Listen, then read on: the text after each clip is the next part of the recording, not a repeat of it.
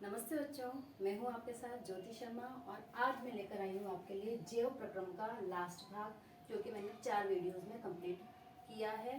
4 videos यानी कि इस वाले पार्ट को, जैव प्रक्रम वाला जो पार्ट है बायो का, हमारा पार्ट 5 जिसका अंक भार 8 है, तो उसका ये लास्ट वीडियो हम देख रहे हैं। तो बच्चों, इसमें मैंने परिसंचरण तंत्र को लिया है। जैसा कि मैंने पहले वीडियो में बताया था कि इसमें 4 तंत्र आपके दे रखे हैं, तो लास्ट वाला जो तंत्र है वो है परिसंचरण तंत्र। तो इसमें मेरा जो पहला प्रश्न है वो है, हृदय की संरचना बताते हुए उसकी क्रियाविधि का वर्णन कीजिए। बच्चों, आपकी बुक में और हर जगह बहुत कठिन कठिन से चित्र हृदय के दिखाई देते हैं, पर मैंने आपके लिए यहाँ पर बिल्कुल सिंपल चित्र बनाया है। देखिए आप, 2 आलिंद हमारे यहाँ पर होते हैं और दोनों आलिंदों से जुड़े ये 2 निलय होते हैं। लेफ्ट वाला, ये ध्यान रखिए बच्चों, किसी भी अंग, जो भी हमारे 2 अंग है किसी भी पूरे शरीर में, तो हमारा जो राइट हैंड होगा उस राइट हैंड की तरफ हमारा बायां वाला जो हम लिखेंगे वो बायां वाला भाग लिखेंगे। तो इसी तरह से देखिए ये हृदय, तो इसको मैंने ऊपर वाले जो 2 आलिंद हैं, तो ये बायां आलिंद हो गया और ये दायां आलिंद हो गया।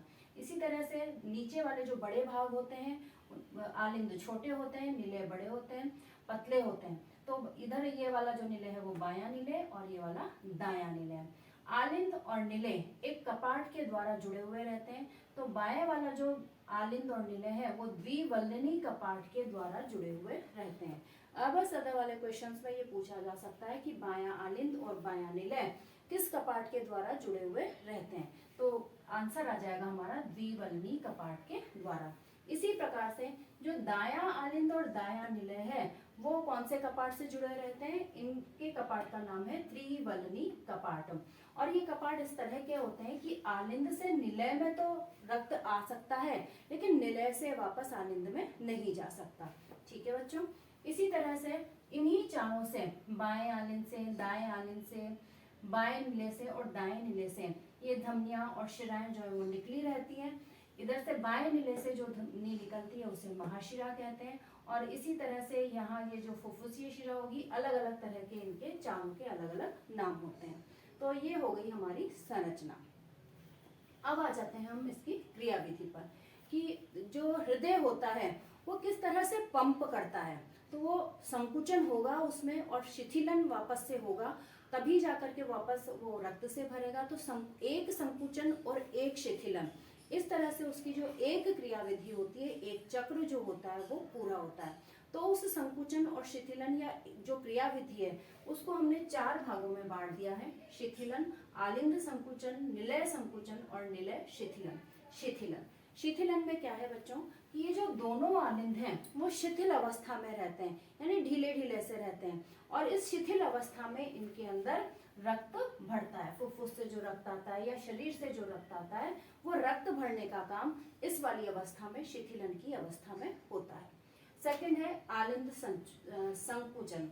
तो अब आलिंद रक्त से भर चुके हैं, आलिंद के रक्त से भरने के बाद में आलिंदों में संकुचन होगा। आलिंदों में संकुचन होने से ये जो कपाट है मध्य के वो खुल जाएंगे और जो रक्त है वो निलयों में प्रवेश कर जाएगा। इस टाइम पर ये जो धमनियां और शिराएं हैं, इनके जो कपाट रहते हैं, अर्धचंद्राकार कपाट यहाँ पर भी लगे हुए रहते हैं सभी में ही, तो वो बंद रहते हैं, तो इसलिए रक्त अभी कहीं जाता नहीं है, सिर्फ नीले में इकट्ठा होता है। तो ये आलिंद संकुचन हो गया। थर्ड आता है निलय संकुचन। अब निलयों में रक्त पूरी तरह से भर चुका है, निलय संकुचित होंगे, तो निलय के संकुचन होने से ये वाले कपाट तो बंद हो जाएंगे और ये जो अर्धचंद्राकार कपाट थे ये खुल जाएंगे। तो इनके खुलने से जो रक्त है वो शरीर में प्रवाहित होने लग जाएगा। तो ये हो गया निलय संकुचन। और फोर्थ जो है वो है निलय शिथिलन। अब निलयों से रक्त जा चुका है तो अब निलयों में शिथिलन होगा, और शिथिलन होने से वापस से ये आलिंदों से ये धीरे धीरे रक्त इनमें निलयों में भरने लगेगा। इस तरह का जो चक्र है, संकुचन, शिथिलन, ये वाला जो चक्र है वो लगातार चलता रहता है। एक बार आलिंद संकुचित होते हैं, एक बार निलय संकुचित होते हैं, और ये जो चक्र है वो करते हुए, और जो रक्त को पंप करने का काम हृदय है वो लगातार अपनी गति से करता रहता है। सेकंड क्वेश्चन पर आते हैं बच्चों। ये वाला क्वेश्चन बहुत ज्यादा बार पूछे जाने वाला क्वेश्चन है। देखिए, मनुष्य में दोहरे परिसंचरण की व्याख्या कीजिए और ये क्यों आवश्यक है ये भी बताइए। दोहरा परिसंचरण यानी कि 2 बार परिसंचरण हो रहा है।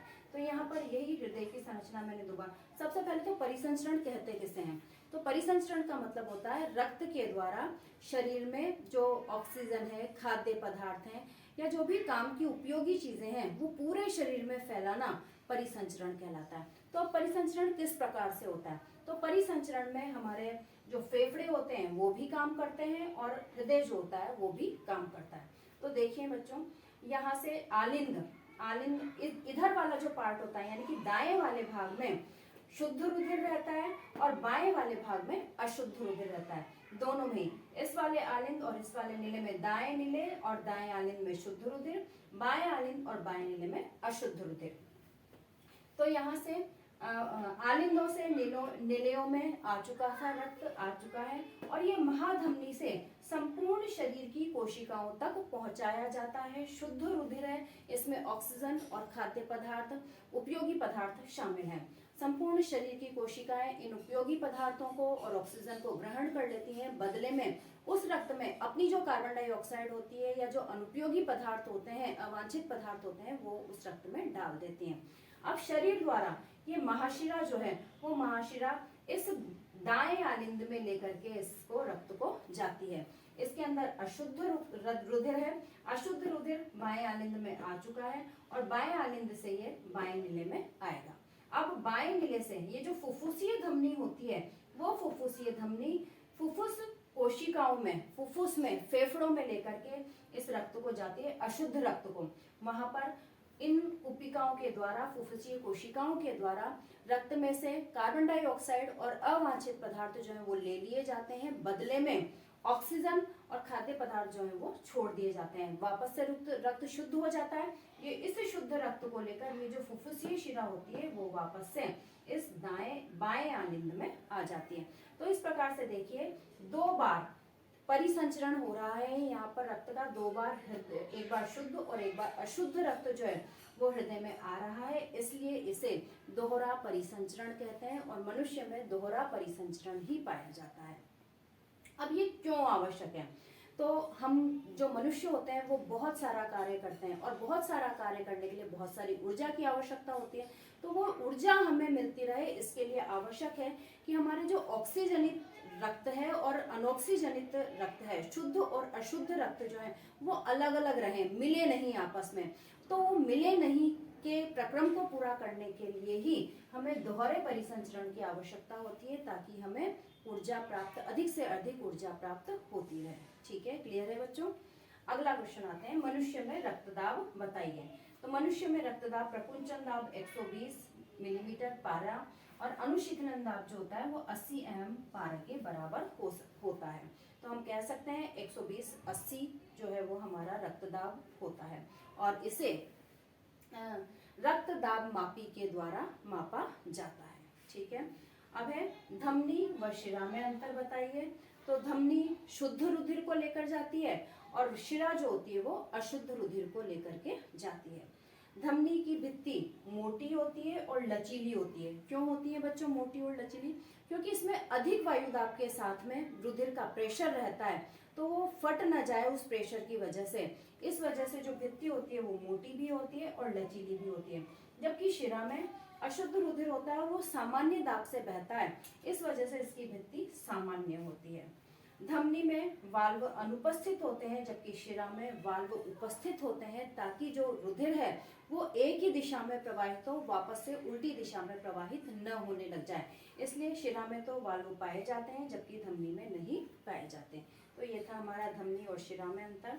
लास्ट क्वेश्चन है हमारा, पादपों में परिवहन को समझाइए। पादपों में परिवहन किस प्रकार से होता है?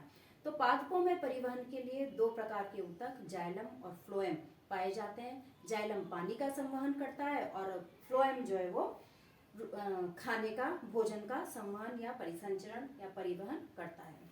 पानी जो होता है, जाइलम जो होता है उसमें हमेशा पानी एक दिशीय ही बहता है, पानी और खनिज लवण जो कि मिट्टी से सोखे जाते हैं जड़ों के द्वारा, तो उसमें नीचे से ऊपर की तरफ ही हमेशा पानी जाता है। जबकि फ्लोएम में जो परिवहन है वो सभी दिशाओं में होता है। क्यों? क्योंकि पत्तियां प्रकाश संश्लेषण के द्वारा भोजन बनाती हैं और उस भोजन को संपूर्ण पौधे में पहुंचाना आवश्यक होता है, इसलिए सभी दिशाओं में भोजन का परिवहन फ्लोएम में पाया जाता है। तो इस प्रकार से बच्चों पादपों में परिवहन संपन्न जाइलम और फ्लोएम के द्वारा होता है।